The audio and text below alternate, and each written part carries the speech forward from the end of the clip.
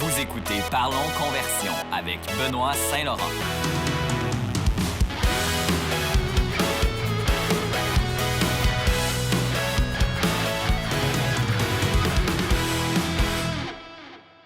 Bonjour et bienvenue à ce premier épisode de Parlons Conversion.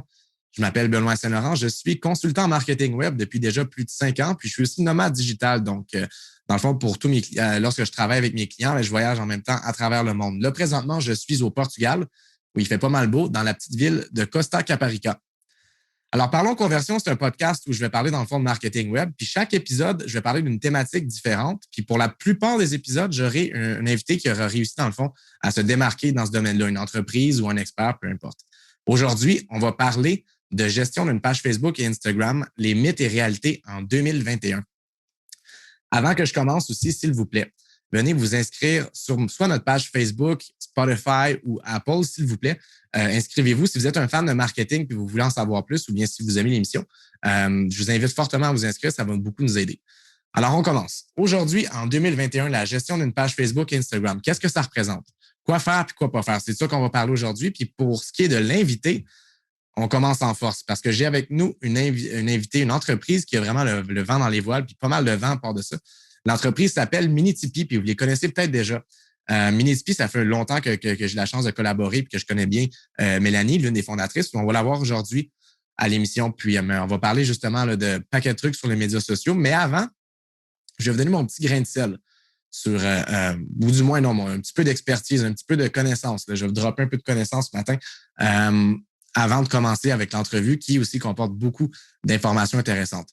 Donc aujourd'hui, en 2021, moi, je me fais souvent poser la question, est-ce que c'est encore pertinent de publier du contenu sur les médias sociaux, considérant que l'algorithme ou la portée que vous avez est réduite d'année en année? Pour ceux que ça fait longtemps qu'ils gèrent une page, vous le savez, avant, vous pouviez rejoindre un paquet de personnes seulement avec une publication organique. Pour ceux qui ne savent pas, une publication organique, c'est une publication où on ne met pas d'argent dessus. Il n'y a pas de portée payante. Aujourd'hui, il y a un algorithme qui est derrière ça puis qui décide un peu qui voit vos publications. C'est un peu comme ça que ça fonctionne. Évidemment, chaque plateforme que vous utilisez a un algorithme différent. Facebook, Instagram, etc. Mais pour ce qui est de Facebook et Instagram, c'est relativement similaire puisque Facebook et Instagram, c'est les mêmes propriétaires en fait, mais avec des différences bien sûr. Mais une chose qui est certaine, c'est que sur Facebook, par exemple, ce qui va jouer beaucoup lorsque vous publiez, ça va être le temps que vous publiez, le contenu que vous publiez, puis l'engagement que vous avez sur vos publications d'habitude. Parce que si vous avez beaucoup d'engagement sur vos publications, là, à ce moment-là, Facebook, ben, ils vont dire, OK, ou du moins l'algorithme, il va dire, OK, il y a beaucoup d'engagement sur cette page-là, ben, on va continuer à montrer les publications aux gens parce qu'on veut que les gens voient les publications qu'ils aiment. Donc, les autres, ils prennent en considération s'il y a de l'engagement, ça veut dire que ça marche bien. Donc, ça, c'est le premier critère. S'il y a beaucoup d'engagement, des likes, des commentaires sur vos publications, à ce moment-là, ça augmente forcément votre portée organique. Ensuite, il y a le temps. Ça, le temps, ça s'applique vraiment beaucoup autant sur Facebook que sur Instagram. C'est un critère qui est vraiment important, c'est le temps où vous faites votre publication, dans le fond. Si vous publiez tôt le matin, puis qu'il n'y a personne sur la plateforme, il y a des bonnes chances que votre publication n'ait pas beaucoup de portée. Tandis que si vous publiez une autre heure différente, ben là, ça peut être différent. Donc, on va voir ça aujourd'hui. C'est l'algorithme, dans le fond, il prend vraiment tout ça en considération. Fait que c'est pas mal ces trois critères-là. Le temps, puis finalement, ben oui, j'ai oublié. Le contenu, ça, c'est le troisième critère.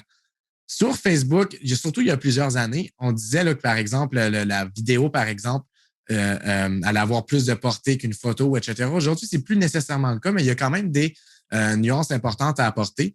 Puis, c'est un peu ça. Fait que le contenu, dans le fond, c'est quelque chose qui va jouer pour beaucoup. Sur Instagram, c'est peut-être un petit peu différent aussi parce que la photo, évidemment, initialement, Instagram, ça a commencé, c'était une application seulement pour la photo. On oublie ça des fois. Donc, voilà. Voilà ce qu'il y en est pour l'algorithme. C'est un petit peu comme ça que ça fonctionne. Évidemment, Facebook, Instagram, il y a des petites différences près, mais ces critères-là, je vous dirais que c'est pas mal universel pour ces deux plateformes-là. Mais là, on parle de portée, justement, organique puis d'algorithme. Fait que réellement, c'est quoi la portée de vos publications? Ça, c'est quelque chose que les gens, je me fais poser souvent, puis la réponse est plate. Aujourd'hui, c'est jusqu'à 5 apparemment, puis souvent moins que ça aussi. Donc, dans le fond, si vous publiez, vous rejoignez jusqu'à 5 de vos abonnés, ce qui est vraiment pas beaucoup. Ouais. Fait que c'est pour ça que, dans le fond, c'est important d'avoir des bonnes stratégies parce que sinon, ben, on met beaucoup d'efforts inutiles. Fait qu'il y a le concept de pay to play, par exemple, qu'on va parler prochainement. En fait, je vais en parler tout de suite parce que c'est quand même pas mal important. Le pay to play, là, c'est quelque chose qui est un concept qui est vraiment important à comprendre aujourd'hui pour les médias sociaux, qui est essentiel, en fait. Parce que ce qui se passe, c'est que Facebook, donc Instagram, et les autres plateformes, eux autres, leur revenu, c'est la publicité. Donc, si vos publications étaient vues par tous vos abonnés, comment est-ce que Facebook pourrait faire de l'argent avec la publicité? Ça n'a pas de sens pour eux autres. Donc, avec les années, plus ça avance, plus Facebook va réduire votre portée organique pour vous inciter à investir plutôt en publicité. Puis si vous gérez une page, vous l'avez probablement vu à plusieurs reprises. Il y a plusieurs messages de Facebook, là, par exemple. Votre publication fonctionne vraiment bien. 85% plus que vos autres publications, vous devriez mettre de l'argent, etc. Puis ils n'ont probablement pas tort. C'est pas ça, mais c'est juste que c'est leur modèle d'affaires. Donc, c'est là qu'ils vont chercher leur argent. Donc, ils n'ont aucun intérêt à donner beaucoup de portée organique sur vos publications. Mais de l'autre côté, ce qui est cool, par contre, c'est que la plateforme continue de se réinventer, puis il y a toujours des nouvelles fonctions qui se rajoutent. Des fois qui marchent, des fois qui ne marchent pas, comme les stories, par exemple. Ça marche très bien sur Instagram, sur Facebook, peut-être un petit peu moins. Mais c'est un petit peu comme ça que ça fonctionne. Mais une chose qui est sûre, c'est que vos publications, là, ils sont vus par maximum 5% des femmes de votre page, généralement. C'est pas beaucoup. Donc, pay to play, dans le fond, c'est ça. C'est vous mettez un petit peu d'argent sur vos publications et grâce à ça, ben, vous êtes capable de rejoindre plus de personnes. Au moins toutes les personnes, par exemple, qui sont abonnées à votre page. C'est un petit peu ça le concept. Puis je pense que c'est vraiment la réalité d'aujourd'hui. Si vous mettez beaucoup d'efforts sur vos médias sociaux, ben, vous avez tout intérêt à booster vos publications parce que sinon, elles ne seront pas vues puis ça ne fera pas les effets que vous engendrez, les effets que vous voulez. Donc, pay to play, bien important. Puis quand je dis pay to play aussi, là, c'est pas obligé d'être des sommes monstrueuses aussi. Là, ça peut être, par exemple, 5 à 10 $ par publication, etc. Il n'y a pas de mauvaise réponse nécessairement. Tant qu'à pas en faire, commencer avec un petit peu, puis après ça, vous allez voir ce que ça donne, puis peut-être que vous allez vouloir augmenter le budget si ça vous donne des résultats intéressants, bien sûr. Maintenant, quoi faire pour optimiser davantage votre portée en ligne? Maintenant que vous voyez un petit peu comment ça fonctionne, que dans le fond, là, on apprend que vos publications ne sont pas vues par tout le monde, que Facebook décide de montrer un peu à qui, en fonction de l'engagement, en fonction de l'heure où vous publiez, etc. Vous n'avez pas le contrôle total là-dessus. Mais quoi faire pour être capable de vous optimiser davantage? Là, que ce soit sur Facebook et Instagram, on l'a dit il n'y a pas longtemps, c'est vraiment important de publier une fréquence assez régulière. Ça, c'est un concept définitivement qui est super important parce que si vous ne le faites pas de façon régulière, Facebook ou l'Instagram vont voir qu'il n'y a pas beaucoup d'activité sur votre page, donc ça va jouer contre vous. Il n'y a pas vraiment de nombre magique non plus, là, mais ça va souvent varier entre peut-être 3 à, mettons, 7 publications par semaine, tout dépendant. Ça dépend vraiment de votre industrie aussi, c'est sûr. Tu sais, par exemple, si vous avez si vous êtes dans une industrie saisonnière puis dans une saison morte, c'est pas super occupé, bien, c'est définitivement une bonne idée de publier moins pendant ce temps-là, par exemple. En ce qui a trait à l'heure maintenant. Sur Instagram, là, je vais vous sortir des heures, mais c'est des données qui sont recueillies par des millions là, de pages. En fait, ça vient de later.com qui était avant, dans le fond, Monday. Puis l'autre, c'est Buffer. Dans le fond, c'est ça mes sources que je vous sors. Mais apparemment, sur Instagram, c'est mieux de publier entre 10 h du matin jusqu'à 3 h de l'après-midi. Tandis que sur Facebook, c'est mieux de 1 h de l'après-midi jusqu'à 3 h PM. Fait qu'on voit vraiment que c'est début PM, apparemment, que ce serait le meilleur temps pour publier. Mais comme je vous dis, la façon que ça fonctionne avec ces stats-là, c'est qu'ils vont prendre des données d'un paquet de millions de milliers de pages avec beaucoup de followers pour être capable un peu de voir les tendances qui ressortent. Mais ça dépend aussi vraiment de votre industrie. Ça, c'est quelque chose qui est important à comprendre. Il y a des industries où, par exemple, les personnes il y a plus d'engagement sur leur page. Par exemple, du B2B le matin, ça pourrait être effectivement une bonne tendance, ou etc. Mais aussi, regardez les données aussi antérieures de votre page parce que ça peut être différent pour tout le monde. Puis des fois, quand vous regardez vos publications, puis vous regardez les heures, vous êtes capable de voir certaines tendances. Donc, avant de prendre ça comme acquis, ces heures que je vous donne là, c'est bon de regarder aussi les données que vous avez, bien sûr. Fait que ça, c'est une chose à faire. Publier dans ces temps-là, c'est quelque chose qui serait pas pire. Mais une autre chose aussi qui est bien importante, puis ça, c'est pas nécessairement relié avec l'algorithme, mais ça va jouer pour beaucoup. Il y aura une grosse influence. C'est interagissez avec vos abonnés. Ça, c'est super important. Tu sais, les gens vont commenter vos photos, vont les partager, etc. Prenez le temps d'aller donner un petit like, prenez le temps de commenter, de dire un petit merci ou etc. Ça va définitivement apporter une certaine fidélisation de vos abonnés. Il va y avoir un lien qui va être davantage plus fort, on pourrait dire. Puis, grâce à ça, ça va vous obtenir plus d'engagement. Donc, ça va vous permettre d'optimiser. Fait que c'est vraiment important. Puis, c'est dommage parce que je vois beaucoup de pages puis des grosses entreprises, des fois, qui ont le budget d'avoir quelqu'un pour au moins qui s'occuper de la page puis répondre aux gens. Parce que c'est pas unidirectionnel. Il faut pas oublier ça. Le concept des médias sociaux pour une bonne réussite. Ça, je pense qu'on va vraiment le voir aussi dans l'entrevue d'aujourd'hui. C'est pas, on le dit pas tel quel, là, mais c'est définitivement une chose à ressortir. C'est vraiment, si vous y allez de façon unidirectionnelle, ça va pas marcher. Je vais vous donner d'autres bonnes pratiques, mais à partir d'ici, ce que je vais faire par contre, là, je vais séparer Facebook et Instagram parce que là, on va rentrer un petit peu plus en détail sur certaines bonnes pratiques. Puis comme je vous disais, Facebook et Instagram, c'est deux plateformes un petit peu différentes, même si c'est les mêmes propriétaires. Donc, on commence sur Facebook. En premier lieu, non seulement il faut publier de façon régulière, mais aussi assurez-vous de choisir le bon contenu à mettre de l'avant. Techniquement, comme je l'avais expliqué il y a quelques minutes, la vidéo serait priorisée sur Facebook, ou du moins avantagée, parce que c'est ça qui donnerait le plus d'engagement, etc. Mais ça, c'est plus nécessairement le cas aujourd'hui, dans le sens où je vois beaucoup de photos des fois qui vont obtenir beaucoup d'engagement sans nécessairement, des fois même plus que les vidéos.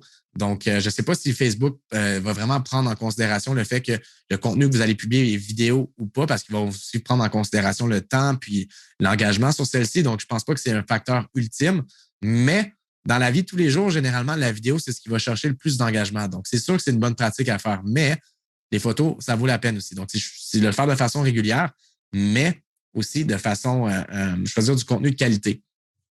Puis quand vous publiez des vidéos, d'ailleurs, sur Facebook ou même sur Instagram, c'est un petit peu différent. Là, on est vraiment sur Facebook. C'est pas obligé d'être quelque chose qui est fait de façon professionnelle aussi. J'en vois beaucoup qui disent ah, mais tu sais, ils ont un super bon iPhone, par exemple, puis ils disent ah, je pourrais faire une vidéo, mais tu sais, j'ai pas la grosse qualité ou je sais pas comment faire du montage, etc. Non. Sors ta caméra, filme, puis publie-le, puis regarde ce que ça va donner. Tu sais, j'écoutais un autre podcast. Fait que là, on parle de podcast en ce moment sur le marketing web, puis ça expliquait l'histoire d'une pizzeria. Puis le gars, dans le fond, ce qu'il disait, parce que le gars avait une pizzeria, puis il s'est spécialisé en marketing de pizza par après. Mais lui, il avait fait à un moment donné un gros vidéo promo, le super alléchant, là, bien peaufiné pour vendre sa pizzeria. Puis ça n'avait pas tant marché sur les médias sociaux. Puis à un moment donné, un soir, il a décidé de faire une vidéo de comment il préparait les pizzas avec son cellulaire. Puis il a décidé de booster ça. Puis finalement, ça a levé comme jamais. Puis là, c'est là qu'il a réalisé, il a dit, OK, le contenu humain fait de façon organique, on pourrait dire, ça va marcher vraiment mieux que quelque chose qui est trop professionnel parce que les gens vont le voir, ils vont l'associer à de la publicité puis ils vont faire comme moi, OK. Tandis que si c'est quelque chose qui est fait maison, tu vois des fois, c'est plus authentique. Voilà. Je pense que l'authenticité, c'est quelque chose qui est définitivement important. Puis ça aussi, c'est quelque chose d'ailleurs qu'on va parler dans l'entrevue d'aujourd'hui. Ensuite, utiliser les lives. Les lives, c'est vraiment intéressant parce que, comme on l'a dit, l'algorithme ne va pas montrer vos publications à tout le monde. Donc, il faut trouver d'autres façons d'avoir des points de communication avec votre audience. Les lives, c'en est un super bon parce que les gens, généralement, ils reçoivent une notification dans leur Facebook si vous allez live. Je pense que c'est pas tout le monde, c'est sûr, ça change avec le temps aussi. Mais si vous avez moindrement d'engagement avec une page, généralement, vous recevrez une notification comme quoi celle-ci va live. Puis là, en plus d'être bien parce que ça va donner une notification, donc là, les gens peuvent cliquer puis aller voir puis vous donner beaucoup de portée, encore plus que juste une publication. Mais en plus de ça, les gens peuvent poser des questions directement aussi. Fait que vous pouvez faire un genre de Q&A. Ça marche vraiment bien. Dans tellement plein de domaines à part de ça, là, c'est autant dans l'informationnel que lorsque vous vendez des produits. Un exemple que je peux donner d'ailleurs, une entreprise de l'Outaouais qui fait très bien ça, Planète Bébé. La boutique Planète Bébé, si vous allez voir leur page Facebook, lorsqu'ils font des lives, c'est vraiment bien fait. Puis des fois, ils prennent le temps, par exemple, de présenter certains jouets pour enfants, etc. Donc, bon exemple. Il y en a beaucoup qui font ça aussi. Il y en a même des sociétés comptables, par exemple, qui vont faire des Q&A en live. Ça, c'est une très bonne idée aussi. Donc, utilisez le live, ça vous donne plus de portée, puis ça vous permet de vous rapprocher de votre audience aussi, définitivement, de leur répondre directement. Puis c'est quand même assez interactif, c'est le fun. C'est sûr qu'il y en a qui vont avoir peur de la caméra et tout, mais honnêtement, essayez-le. Je l'ai fait à quelques reprises à quelques temps dans les dernières années, puis ouais, ça va. Pour moi, pour moi, ça allait, mais c'est quelque chose à développer, puis n'ayez pas peur. N'ayez pas peur. Ensuite, sur Facebook, les événements. Ça, là, si vous organisez des événements, là, je vous suggère fortement, je vous incite à à créer un événement sur Facebook puis à utiliser l'événement comme outil promotionnel, comme vraiment core, on pourrait dire, pour votre organisation de l'événement. Parce que ce qui est bien dans Facebook, lorsque quelqu'un, puis moi, par expérience, j'en ai fait beaucoup de publicité sur les événements parce que lorsque j'organise des conférences, par exemple, j'utilise Facebook Ads généralement seulement pour vendre mes conférences. J'habitais, par exemple, à Chypre. Il n'y avait pas beaucoup de personnes qui me connaissaient là-bas. Je venais juste d'arriver. Puis, j'ai fait des publicités Facebook pour vendre mes conférences sur le marketing web. Puis, je les ai faites en utilisant, moi, ce qui avait vraiment bien marché, c'était en utilisant les trucs d'événements. Puis, j'ai vraiment comparé les deux aussi. Hein. J'avais fait des publicités normales où j'amenais sur mon site web Eventbrite où les gens pouvaient acheter leurs billets. Ça fonctionnait pas pire, mais lorsque je faisais des publicités de type événement, puis ça, c'est pas juste pour vendre des conférences, mais tu sais, vraiment tout ce qui est événementiel, même si l'événement est gratuit. Surtout si l'événement est gratuit, en fait, quand vous utilisez Facebook pour le promouvoir, ça peut être assez exponentiel. Ce qui est cool, c'est que les gens, une fois qu'ils se disent soit intéressés ou qu'ils participent à l'événement sur Facebook lorsqu'ils cochent, ben à ce moment-là, les gens reçoivent des notifications, par exemple, si vous changez l'adresse, si vous avez une promotion sur un truc X, lorsque c'est le temps, vous avez quelques minutes, quelques heures pour acheter les billets finalement, etc. Donc, ça, c'est vraiment intéressant parce que les gens reçoivent une notification et ça veut permettre des fois de closer la vente. Mais aussi au niveau du côté organisationnel, c'est vraiment intéressant parce que ça vous permet de communiquer directement, en plus du courriel que je suggère aussi d'utiliser, là, mais vraiment puissant pour les événements. Puis ce qui est cool avec ça, c'est lorsque vous faites de la publicité, moi, c'est une chose que j'ai remarqué, puis c'est de même avec tous mes clients, puis avec moi-même lorsque je le faisais pour moi, il y a énormément de gens qui vont cliquer sur « Intéressé ». Puis là, c'est sûr que la plupart ne convertiront pas tout de suite, mais ce qui est cool, c'est que lorsque les gens cliquent « Intéressé », ils vont encore une fois voir les notifications, puis des fois, ça peut en convertir certains à venir. Ah oui, c'est vrai, il y avait cet événement-là, puis finalement, il pleut ce soir. Ben, tiens, je vais y aller. Donc, vous voyez un petit peu la logique. C'est quand même quelque chose qui peut être assez puissant. Puis, moi, je l'utilise, ça fonctionne généralement super bien, mais évidemment, ça ne fonctionne pas toujours. Si vous avez, par exemple, une moins bonne présence sur les médias sociaux d'habitude, puis vous n'en faites jamais, puis là, vous vous dites, bon, ben tiens, je vais commencer à utiliser les événements, puis ça va fonctionner. Non, il y a des chances que ça ne fonctionne pas. Ensuite, booster vos publications. Ça, c'est vraiment important. J'en ai parlé tantôt. Si vous ne boostez pas vos publications, en fait, ça vient avec le concept de pay to play. Ben, vos efforts sur les médias sociaux ne seront pas gratifiés à leur mérite. Bon. Ensuite, pour Instagram, je vais y aller en rafale. Puis après ça, on va y aller avec l'entrevue. Puis, il y a énormément d'informations qu'on va pouvoir obtenir aussi de l'entrevue, des bonnes pratiques, des choses à ne faire, à ne pas faire. On va parler aussi des trolls. Mais avant, en rafale, notre Instagram. OK, premièrement, quoi faire et quoi pas faire sur Instagram? Utiliser du contenu un petit peu plus personnel, humain. Et Instagram, c'est un peu le derrière les rideaux dans les médias sociaux, on pourrait dire, sont plus comparés à Facebook, surtout pour les stories. Donc, ce qui marche généralement bien sur Instagram, c'est le contenu humain. S'il y a beaucoup d'humains, des personnes, même des animaux aussi qui sont impliqués, ça fonctionne généralement bien. D'ailleurs, utilisez des photos quand vous publiez, du moins des publications qui sont assez attrayantes, qui sont assez sautes à l'œil, couleurs et tout. N'oubliez pas que Instagram, quand ça a commencé, c'est une application propre pour la photo. Donc là-dessus, on a des filtres, on a un paquet de trucs. Donc, il y a beaucoup de belles photos qui sont publiées là-dessus. Donc, c'est pour vous, si vous voulez être capable de vous faire une place entre la photo de bébé en haut et la photo de chien en dessous, assurez-vous d'avoir des bonnes photos. C'est quand même important. Sinon, aussi, utilisez les stories. Les stories là, sur Instagram, c'est pas par hasard, je ne l'ai pas mentionné pour Facebook, là, c'est moins populaire un peu, mais sur Instagram, ça marche vraiment bien. Puis ça, c'est un super bon point de communication à ne pas négliger parce que, encore une fois, lorsque vous faites une publication, vous rejoignez seulement à peu près 5 de vos fans. Les stories, ce qui est cool, c'est que vous pouvez à la fois faire une publication, mais aussi l'ajouter dans votre story ou ajouter d'autres contenus aussi. Et ça, les gens, s'ils vous suivent moindrement, ils vont vous voir en haut, puis ils peuvent voir que vous avez une nouvelle story, puis cliquer sur celle-ci, puis ou du moins appuyer sur celle-ci, puis la voir dans le fond. Donc, ça vous permet d'avoir c'est comme un autre channel de communication même dans la plateforme. Donc, à ne vraiment pas négliger. Pour ceux qui font beaucoup de vidéos aussi, là, c'est intéressant de voir Instagram TV définitivement, mais le story, quelque chose qui marche vraiment bien. Puis, le contenu à publier généralement sur le story, c'est plus facile des fois là, de faire du contenu, on pourrait dire le behind the scene parce que un petit selfie vite fait, on écrit un petit caption, on dit dans l'entrepôt, blablabla. Puis après ça, on publie. C'est rapide, c'est le fun.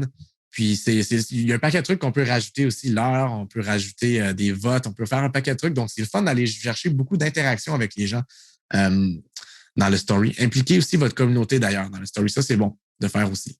Pas juste dans le story, en fait, mais pour les publications en soi.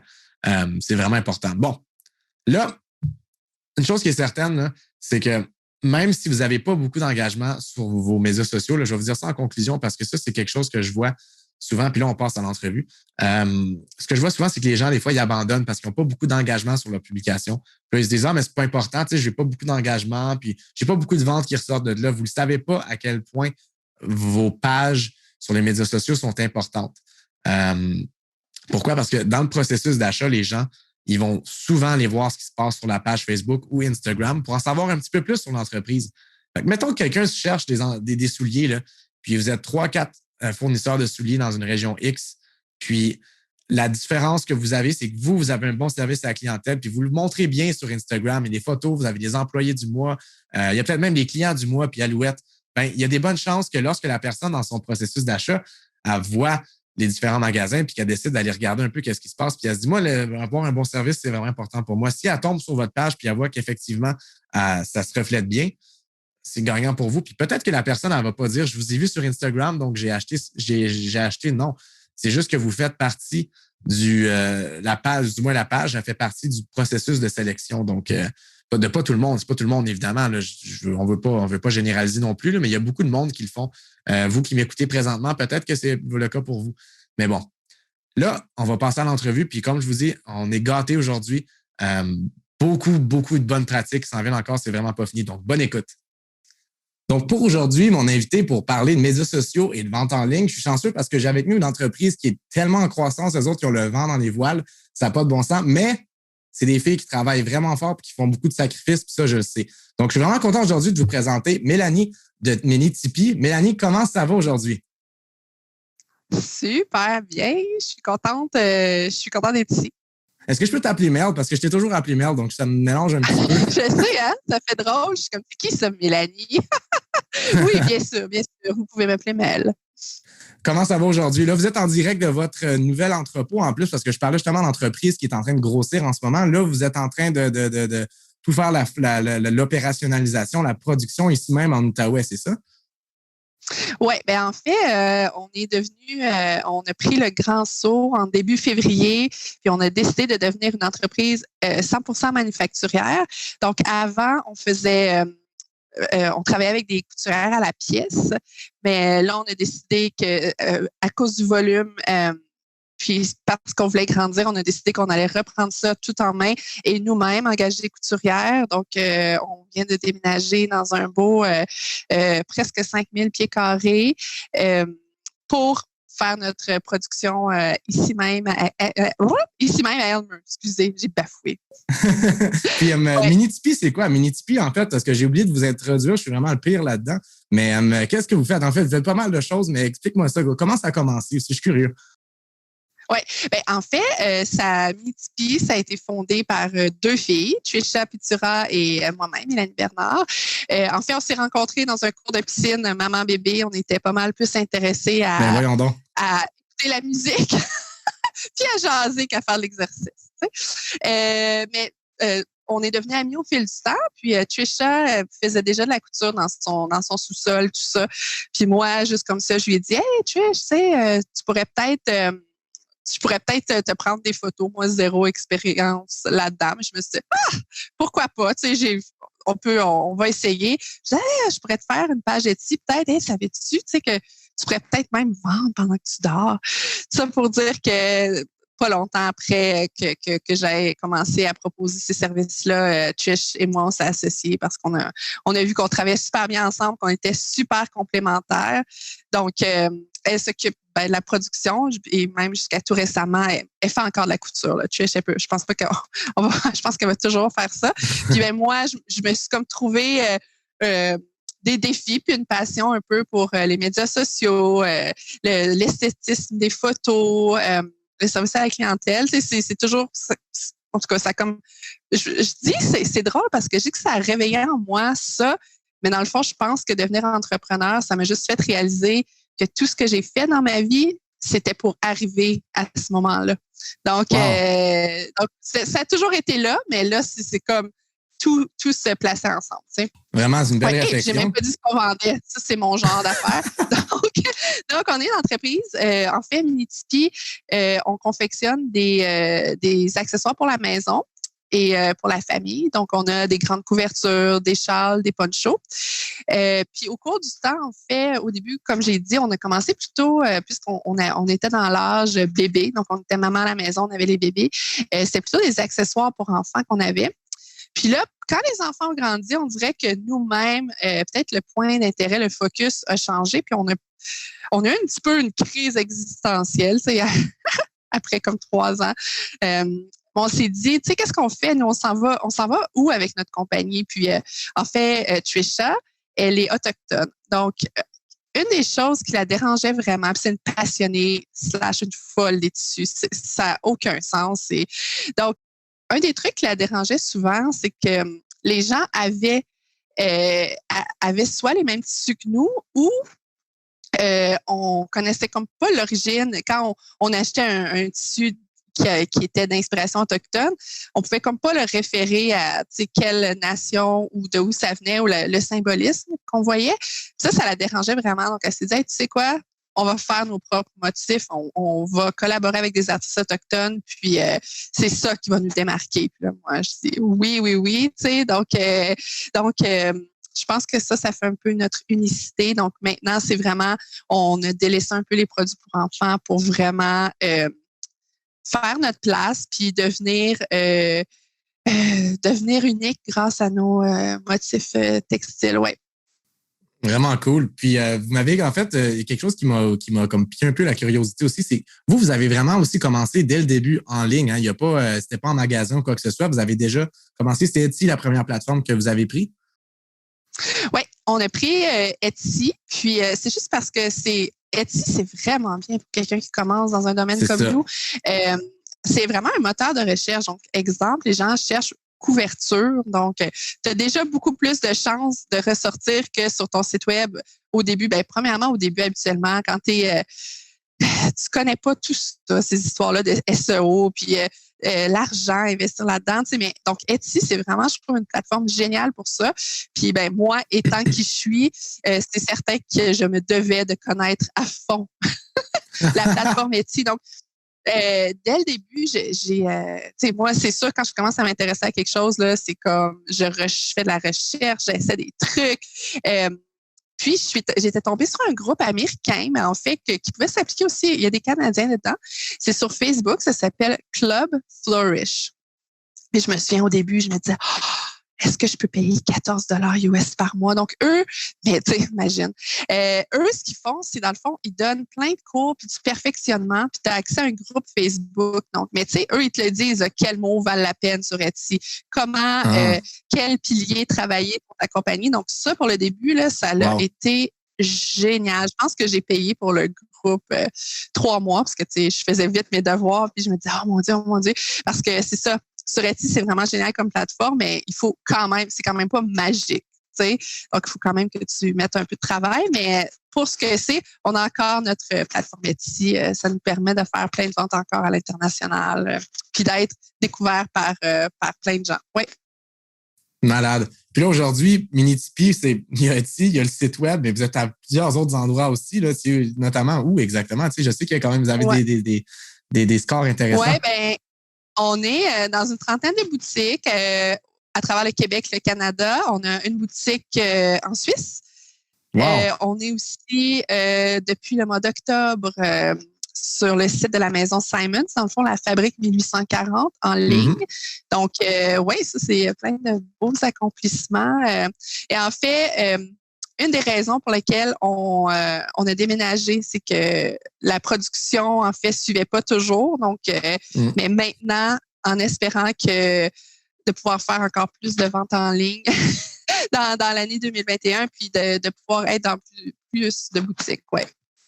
Puis, lorsqu'on parle justement de vente en ligne et tout, donc vous avez commencé sur Etsy, les filles, mais Principalement l'acquisition de clientèle, vous, quand ça a commencé, mis à part Etsy, parce que Etsy, c'est un petit peu différent, vu que, comme tu mentionnais, il y a les keywords, puis il y a vraiment des stratégies propres à la plateforme.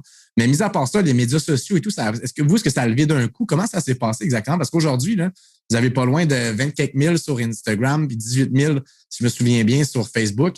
C'est beaucoup. Puis on sait, les médias sociaux, c'est de plus en plus dur aujourd'hui de se faire une place. Fait que je suis vraiment curieux de savoir comment ça a commencé, vous, votre succès sur les plateformes.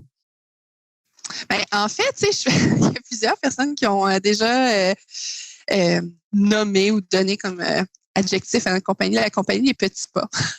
Donc, je pense que c'est vraiment comme ça. Donc, on a commencé sur Facebook. Puis, en fait, on a vraiment, deux filles qui ne savent pas nécessairement ce qu'elles font. On comprend un peu la plateforme, mais comment on parle aux gens? On n'est pas certaine. Mais on parlait vraiment. Au début, on était tellement proches de nos clientes, et même encore, qu'on leur parlait comme si c'était comme un peu des amis, si on peut dire. Donc, c'est vraiment ça, je crois, qui a fait lever notre following, si on peut dire, sur Facebook. Puis là, après ça, Instagram, c'est comme une petite bête qu'on savait qu'on devait s'y attaquer, mais on n'était pas certaine encore de comment le faire. Puis là, quand on s'y est mis finalement, parce qu'en fait, on avait l'esthétique et tout ça. En fait, Instagram, c'est beaucoup l'esthétisme. Et maintenant, avec les stories, c'est beaucoup l'arrière-scène, le behind the scene. Une fois qu'on s'est dit, pourquoi pas, je pense que c'était encourageant parce que beaucoup de gens qui nous ont contactés, des plus petites compagnies qui nous ont dit, les filles, vous êtes inspirantes. Pardon, inspirantes. Mais après, je me suis dit, hey, ne serait-ce que ça, ne serait-ce que, je prétends pas être super si inspirante que ça, mais je me suis dit, des fois, tu plantes une graine, puis on pense aussi au niveau de Trisha qui est autochtone, mais on se dit souvent, que la représentation, c'est important, mais à un moment donné, c'est le temps de faire le vrai changement puis d'agir en conséquence. Donc, on est bien contente de toute la rétroaction puis des échanges qui viennent de nos médias sociaux, là. Puis, par le fait même, en tout cas, les gens voient qu'on est des personnes sympathiques. Puis là, en plus, on fait des super produits. Donc, je pense que ça seal the deal, si on peut dire. Ouais, je pense que, effectivement, c'est ce que j'espère. Définitivement, si je pouvais donner une qualité à l'angle ou le style de votre page, je pense que l'authenticité, c'est définitivement quelque chose qui est beaucoup mis de l'avant. Puis vous n'avez pas de misère à le faire non plus, donc ça se voit. Puis ouais, c'est vraiment une bonne réflexion. Je suis bien d'accord avec ça. Puis mais toi, j'imagine que tu mets beaucoup de temps quand même sur les médias sociaux aujourd'hui parce que là, il y a Facebook, Instagram. Est-ce que vous utilisez d'autres plateformes aujourd'hui? Vous êtes pas mal encore juste sur Facebook et Instagram? Oui, on est plutôt sur Facebook et Instagram, mais étant qui je suis, c'est ça qu'on a Pinterest, c'est ça qu'on a un TikTok. Mais il faut vraiment, je veux vraiment m'y attaquer un peu plus en 2021. Surtout TikTok, écoute, quand j'entends des success stories, pas que je me dis que nécessairement on va avoir une success story, mais il y a définitivement un potentiel avec la plateforme TikTok, si je peux dire. C'est juste que je pense que le pourquoi plusieurs compagnies, en tout cas, dont moi, ça prend plus de temps à m'y mettre en tant que compagnie, c'est que c'est pas un média social traditionnel. C'est comme une vidéo. C'est pas toi qui parles à quelqu'un. Il faut comme que tu produises quelque chose. Mais après ça, le produit, parce que souvent quand je vois des vidéos, c'est pas si oui, il y en a des vidéos exceptionnelles, mais il y a d'autres vidéos que c'est juste comme une bonne idée qui est quand même simple, qui est filmée. Donc, ça a vraiment, vraiment beaucoup de potentiel. Puis, défi 2021. C'est vrai, TikTok, c'est définitivement de plus en plus... c'est le Instagram de hier, peut-être, dans le sens où je pense que la portée est énorme là-dessus. Au début, sur Instagram, quand ça a commencé, je ne sais pas pour vous, mais tu utilisais certains hashtags, ça donnait énormément de visibilité. Il y avait plein de trucs du genre qui permettaient d'aller booster son following assez rapidement. Puis l'algorithme aussi, avant que Facebook les achète, bien sûr, l'algorithme, tout le monde, dans le fond, avait la portée et tout. Donc, c'était facile c'était facile de rejoindre les gens. Mais aujourd'hui, c'est sûr que les choses changent, puis tout. Puis justement, par rapport à toutes ces plateformes-là, mettons, je te dirais Facebook versus Instagram, laquelle qui, selon vous, est la plus pertinente pour votre entreprise, à vous autres du moins? En fait, pour nous, je dirais vraiment les deux. Okay. on publie pas toujours. J'ai toujours de la misère à publier les mêmes choses. En tout cas, je sais pas si c'est une bonne ou une mauvaise pratique.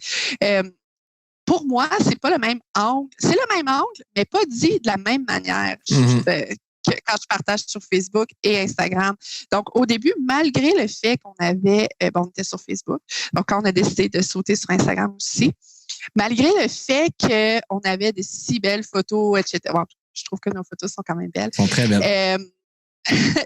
Ça ne levait pas autant que sur Facebook. Donc, c'est quand on dirait que je me suis rendu compte, OK, les gens sur Instagram ne veulent pas nécessairement la même chose que sur Facebook. Donc, quand on dirait que je me suis rendu compte de ça, ça a vraiment changé la portée puis de nos publications. Tu sais. Je dirais que sur Instagram, c'est vraiment plus personnel. Je vais souvent plus parler au je ou au nous. Je vais parler de trucs aussi d'entrepreneuriat. De la confection des produits, etc. Donc, chose que je pourrais parler sur Facebook, ouais, mais je vais un peu plus en détail, je dirais, sur Instagram.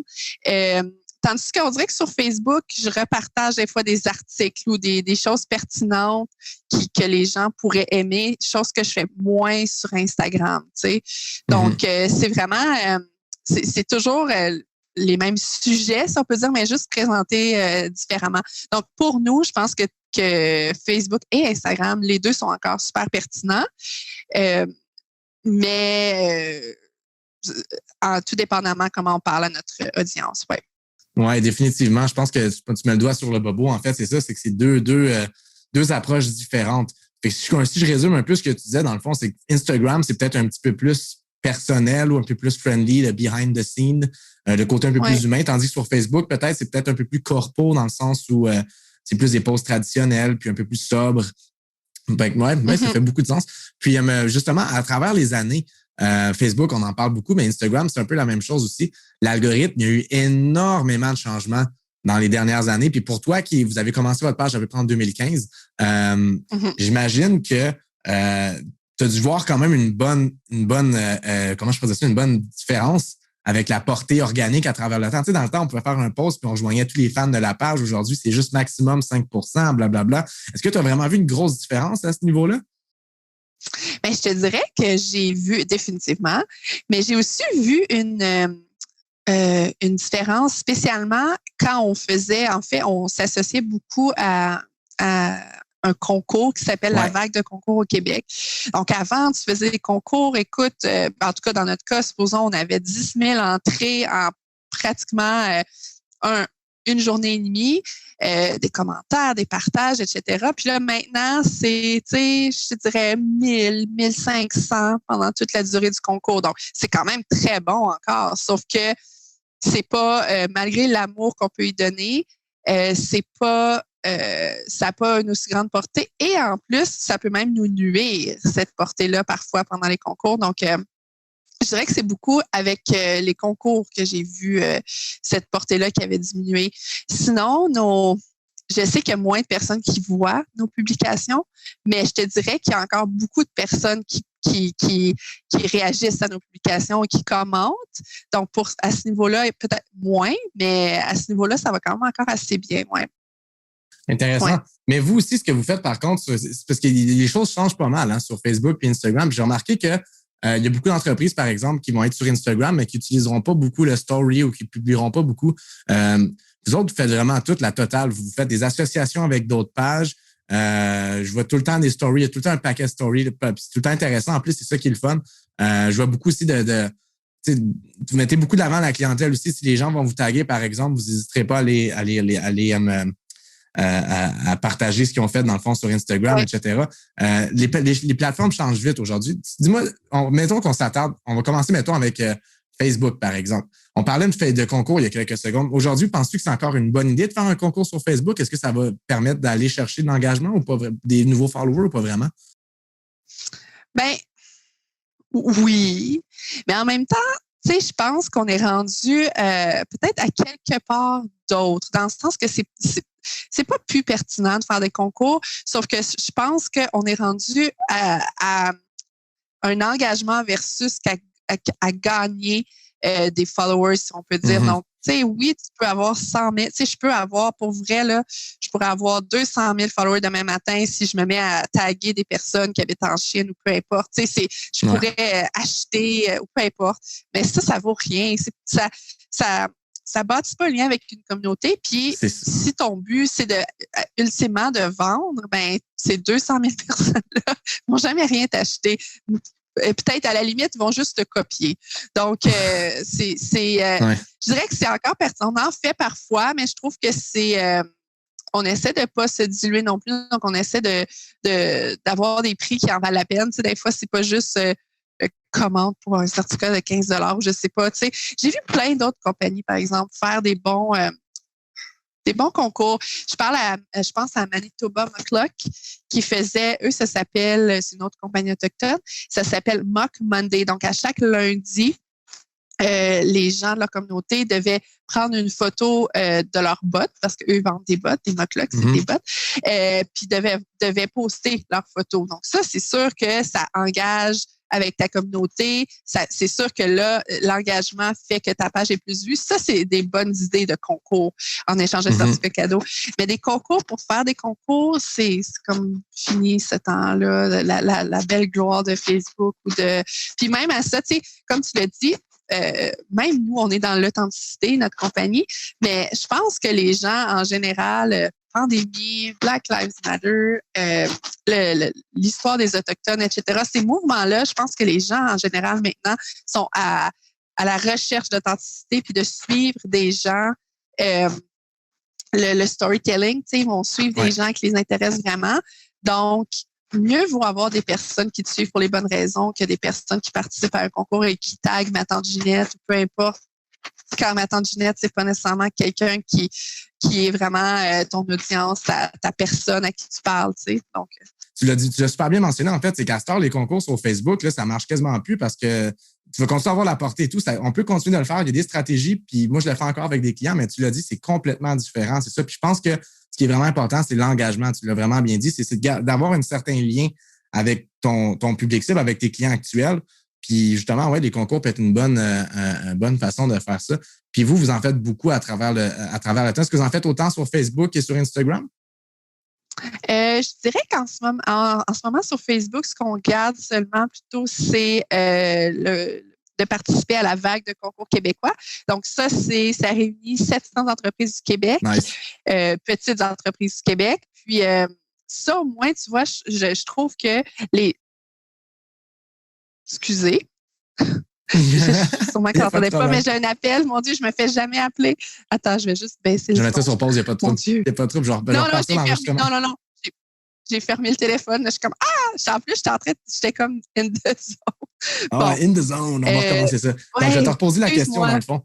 Oui. Là, je me rappelle plus. C'était quoi la question? C'était quoi? Est-ce que vous pensez que les concours... Ouais. On avait parlé des concours, puis après ça, c'était... Est-ce que vous faites encore des concours? Sur Facebook, oui, c'est ça. OK, je vais recommencer. OK, donc est-ce que vous faites encore des concours maintenant sur Facebook ou sur Instagram ou pas vraiment? En fait, sur Facebook, je te dirais qu'on participe un peu plus à la vague de concours québécois. Donc ça, c'est 700 petites entreprises du Québec qui se mettent ensemble. Puis chaque entreprise, il y a un thème, chaque entreprise offre un prix. Donc ça, je trouve que ça cible le genre de personnes au moins qui pourraient acheter nos produits, donc pour qui c'est important que ça soit fait au Québec, au Canada, les produits. Donc ça, c'est bien. Sinon, sur Instagram, c'est plus des collabos avec d'autres personnes. Donc, des personnes qui partagent soit des valeurs ou qui partagent le même type d'audience que nous. Donc, sur Instagram, c'est souvent des concours collabos. Oui. Intéressant. Puis, petite dernière question sur Facebook. On parle de... En fait, j'en ai deux dernières, mais ma plus importante, c'est les lives. Vous autres, vous êtes bonnes là-dedans. Vous en avez déjà fait. Puis, est-ce que c'est quelque chose qui vaut la peine aujourd'hui, un live? Écoute, quand ta clientèle, quand ta communauté, si je peux dire, quand ta communauté est fidélisée, elle va être contente de te voir en live. Tu sais, c'est que tu deviens une amie. Tu deviens une amie ou quelqu'un que tu es habitué de voir souvent puis que que quand c'est comme un automatisme, si on peut dire. Là. Donc, je pense à quelqu'un aussi qui est très bonne là-dedans. Cassiopeia, c'est une entreprise qui fait des sacs à main avec des échanges, des dessus d'échanges de sacs à main. Puis, elle, c'est aussi une des preuves que tu peux bâtir une communauté là-dessus. Donc, elle, c'est un petit peu une de mes inspirations pour ça. Là. Donc, les membres de sa communauté, dès qu'elle fait un live, attendent ce live-là. Et même moi, qui n'ai pas une cliente, j'attends ce live-là aussi. Donc, même chose, j'ai jamais interviewé les gens qui nous suivent, notre communauté, mais j'imagine que c'est un peu le même principe. Les gens apprennent à te connaître, veulent voir la personne derrière la compagnie ou le produit. Donc, puis veulent voir que c'est une vraie personne. Donc, un live, c'est vraiment une manière de communiquer avec cette personne. Maintenant, dernière question par rapport à Facebook versus Instagram, pour qu'on passe ensuite à Instagram. Facebook, les stories, ça vaut-tu la peine?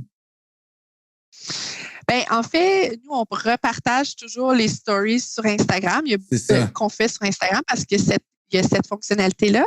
Je dirais que je trouve ça plus pertinent sur Instagram. Ce qui me fait dire ça, c'est qu'on a beaucoup plus de réactions, de réponses, de rétroactions de nos sur la plateforme Instagram que sur la plateforme Facebook. Donc, c'est pertinent. Moi, je me dis toujours pourquoi pas, mais les réactions. Donc, si j'avais à seulement faire des stories, je les ferais sur Instagram. Mais puisqu'on peut les partager sur Facebook, ben, je trouve toujours ça intéressant. Si les gens veulent les regarder, ils les regardent. Mais ça reste qu'il y a moins de rétroactions sur Facebook que sur Instagram. En tout cas, dans notre cas, ouais. D'accord. Puis justement, parlant d'Instagram et de story, on va faire la transition sur le Instagram. Y a-t-il des petites stratégies pour les stories que tu pourrais suggérer aux gens? Parce que vous le faites vraiment bien. Tu peux parler d'engagement, justement. Puis qu'est-ce que tu suggères pour une entreprise qui commence sur Instagram puis qui veut se faire un engagement à une certaine mesure? Qu'est-ce que tu suggérais comme première idée?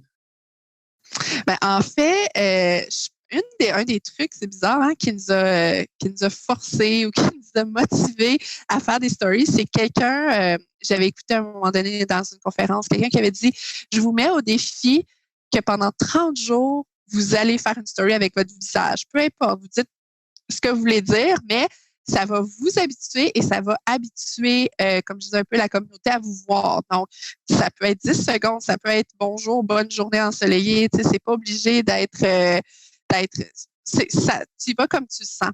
Donc, là, j'ai dit, OK, moi, quelqu'un qui me met au défi, c'est clair que j'accepte.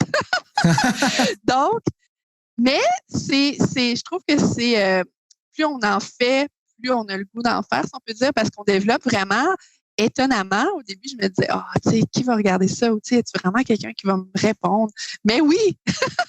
Donc, ça développe vraiment le lien avec la communauté. Puis aussi, ça nous permet de les connaître. Je veux dire, une question aussi banale, hey, tu sais, voici, moi, je viens de Québec, Trisha vient de Nipissing, puis vous venez de où? Donc, les réponses qu'on a, puis les gens, allô, tu sais, donc tout ça, l'engagement. Puis là, après, c'est certain que quand tu connais mieux les personnes à qui tu parles, ben, c'est sûr que tu as plus comme le goût, il se développe un goût de plus leur parler, si on peut dire aussi.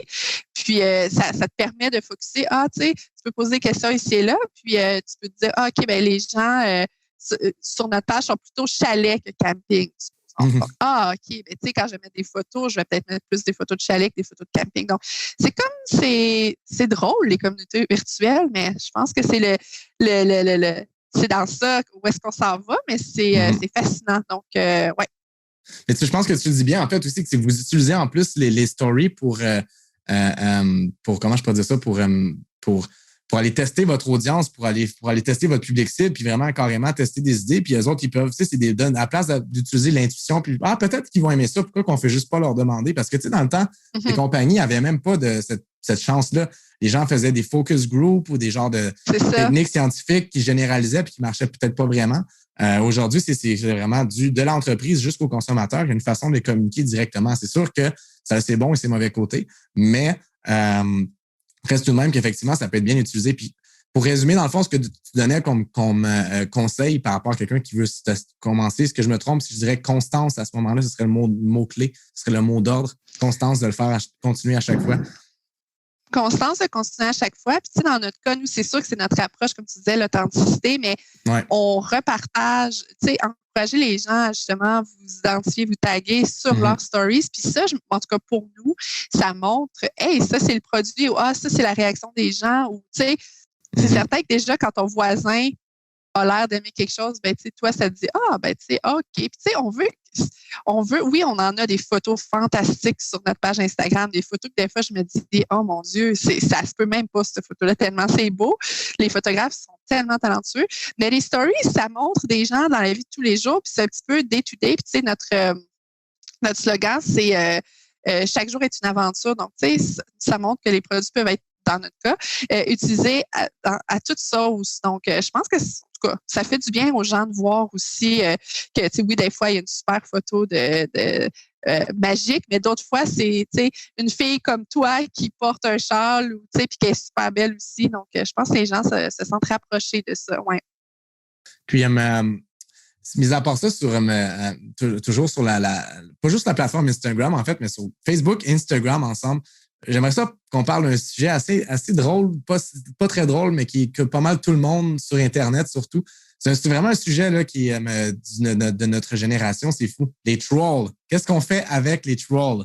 Puis pour vous expliquer grosso modo, c'est quoi un troll? C'est des personnes, dans le fond, qui vont commenter des choses qui n'ont pas rapport sur nos publications, des fois qui sont blessantes, des fois qui sont même pas qui n'ont même pas aucun sens. Il faut se rappeler que quand on fait de la publicité ou c'est ouvert au public, donc tous les genres de personnes qui vont voir les trucs. Puis là, ce qui est plate, c'est que c'est pas comme en face c'est pas comme en face à face, là, c'est sur Internet. Donc, les gens, des fois, sont un petit peu. Qu'est-ce qu'on fait avec ça, des trolls? Ben écoute, moi je me dis souvent ces personnes-là sont à la recherche de vérité ou j'essaie de penser ça. Donc tu sais nous c'est sûr que notre première approche c'est toujours d'essayer de parler avec la personne. Si c'est une question qu'elle pose, mais d'une manière peut-être maladroite, blessante, mais on essaie de parler avec elle, mais c'est certain qu'on en a déjà attrapé des personnes qui, tu sais, c'était clairement seulement c'était pas des personnes qui se posent des questions, c'est des personnes destructrices, on peut dire. Donc, éventuellement, quand on essaie, donc nous, on est une compagnie autochtone, donc souvent, on reçoit de prime abord des commentaires.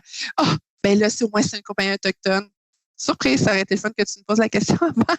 Et là, maintenant, je veux juste venir sur le sujet. Quand la personne est... on voit que ça arrive des personnes qui n'ont aucune communication possible. Parfois, on enlève leurs commentaires parce que parfois, c'est juste blessant, puis on a essayé, on sait. Donc, puis sinon, tu vois, le trésor d'avoir une communauté, notre communauté, souvent, va leur répondre à ces personnes-là. Je me souviens, à un moment donné, j'avais vu ce commentaire-là. Vous n'êtes même pas une compagnie autochtone. Puis là, c'est quelqu'un d'autre qui a dit peut-être que tu devrais t'informer avant d'être si jugeante. Puis là, ben, ça a resté comme ça. Et effectivement, c'est quelqu'un de la communauté. Moi, je suis juste comme arrivée après. J'ai vu tous ces commentaires-là après. Donc, j'ai rien rajouté parce que je pense que ça a encore plus de pouvoir quelqu'un d'autre qui se porte à ta défense parce que on n'a pas besoin de se défendre vu que c'est une vérité. Mais je l'ai laissé comme ça. Donc, le pouvoir de la communauté.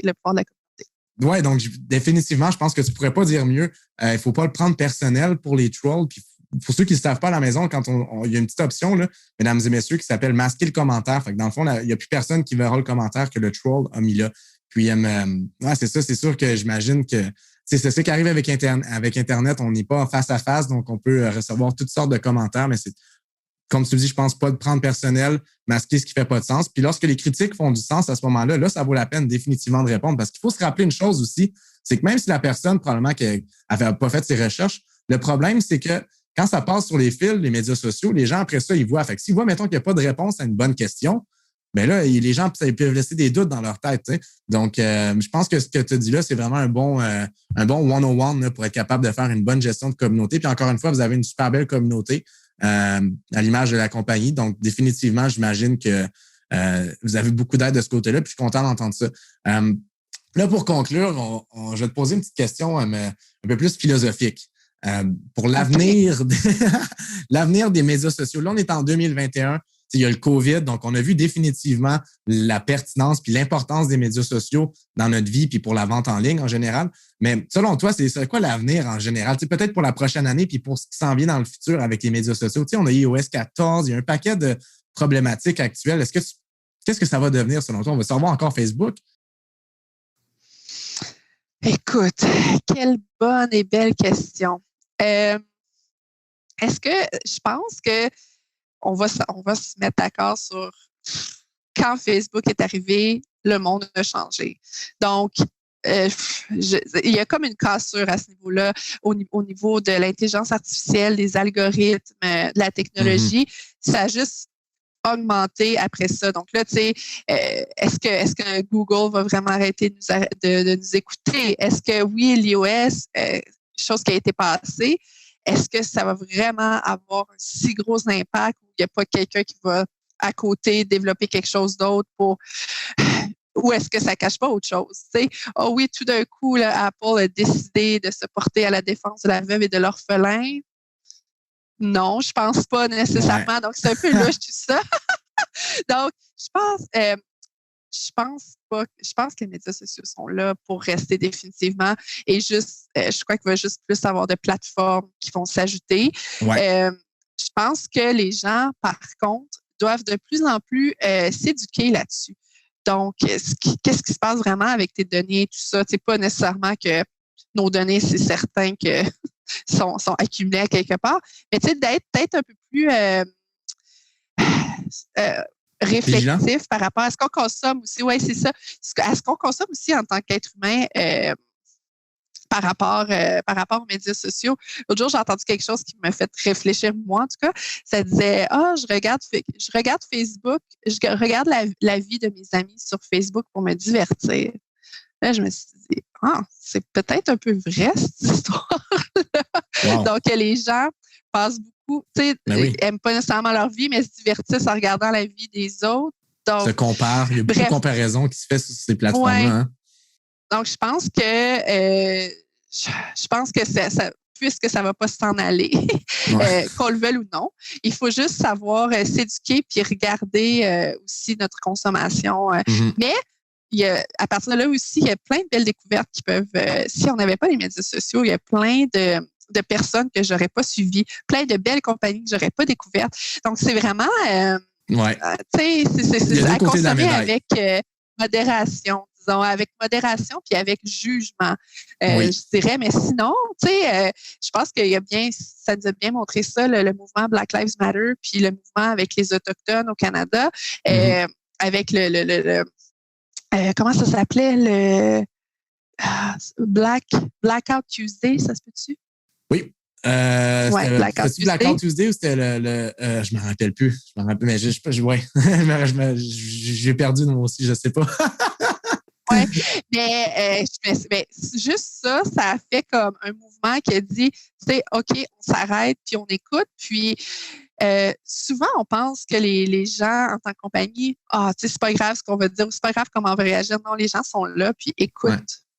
Donc, ils sont là, puis regardent comment on réagit, puis ce qu'on fait. Donc, c'est le temps d'agir selon ce qu'on pense vraiment, parce que plus que jamais, chaque action, chaque pause, chaque geste est scruté à cause des médias sociaux. Donc, mais je pense que ça peut être positif aussi. Ouais. Exactement, c'est comment on l'utilise qui va faire en sorte si ça va être positif ou pas. Ben écoute, Mélanie, merci beaucoup d'avoir pris de ton temps. Ben, je sais que tu es super occupée, vous avez pas mal de choses à faire pendant une journée. Vraiment, vraiment intéressant comme discussion. Je pense qu'on pourrait... En fait, c'est ça le problème. Quand je t'ai approché, moi, c'est que je ne savais pas quel angle ou quelle thématique choisir parce qu'il y a tellement de choses sur lesquelles on pourrait parler. On pourrait parler juste de publicité parce que vraiment, de votre côté, il y a un gros succès de ce côté-là. On pourrait parler de Google Ads aussi. On pourrait parler... En tout cas, on a une couple d'épisodes. Je vais t'en revenir là-dessus dans le futur, mais pour aujourd'hui, je vais te dire un gros merci. Hey, c'est le fun, ça. C'est toujours le fun de repartir avec une presque invitation pour plus tard. Donc, ça m'a fait plaisir. L'invitation est là à 100%, je te confirme. Merci, Écoute, ça fait plaisir. Hey, merci. Passe une bonne journée.